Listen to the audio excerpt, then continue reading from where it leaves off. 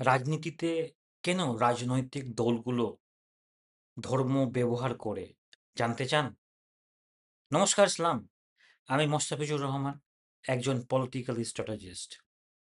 আজ আমরা একটি গুরুত্বপূর্ণ বাস্তবতা নিয়ে কথা বলবো।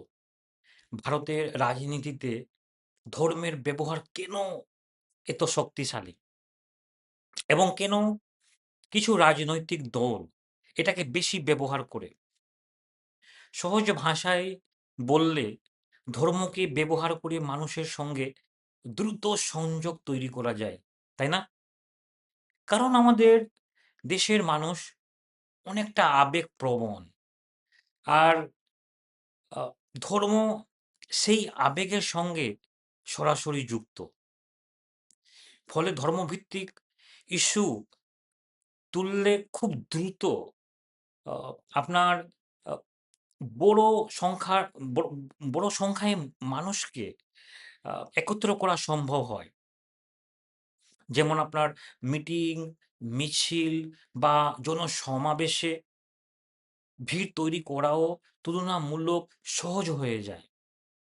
রাজনৈতিকভাবে দেখা গেছে ধর্মভিত্তিক mobilizations অনেক ক্ষেত্রে 30-40% পর্যন্ত ভোটকে প্রভাব করতে পারে।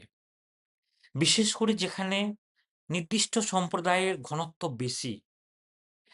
আ তাই রাইট উইংস পলিটিক্যাল পার্টি যেমন আপনার বিজেপি, এআইএমআইএম, আইএসএফ, এই যে ইউপি এর মতো কিছু দল তাদের আ কৌশলে ধর্মীয় পরিচয়ে আ ধর্ম ধর্মীয় পরিচয়কে গুরুত্ব দেয়।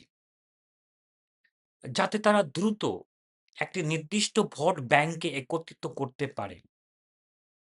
এই ধরনের কৌশলে কম সময়ে বড় জনসমর্থন তৈরি করা যায়। কারণ মানুষ নিজের পরিচয় ও আবেগের সঙ্গে সহজেই যুক্ত হয়। তাই ধর্ম শুধু একটি বিশ্বাস নয়, এটি একটি শক্তিশালী রাজনৈতিক টুল হিসাবে কাজ করে। তবে এখানে একটি গুরুত্বপূর্ণ বিষয় আছে। এই প্রভাব অনেক সময় স্বল্পমেয়াদী হয়। দীর্ঘমেয়াদে ভোটাররা উন্নয়ন, কর্মসংস্থা, শিক্ষা এবং নিরাপত্তার মতন বিষয়কে বেশি গুরুত্ব দেয়। তাই একজন সচেতন নাগরিক হিসাবে আমাদের বোঝা দরকার কোন বিষয়টি শুধু আবেগ তৈরি করছে আর কোনটি বাস্তবে আমাদের ভবিষ্যৎ গড়ছে। মনে রাখবেন, আপনার ভোট শুধু একটি সংখ্যা নয়, এটি আপনার শক্তি। আমার এই বিশ্লেষণ কেমন লাগলো? আপনারা অবশ্যই কমেন্টে জানাবেন। আজকে এতটুকুই। নমস্কার।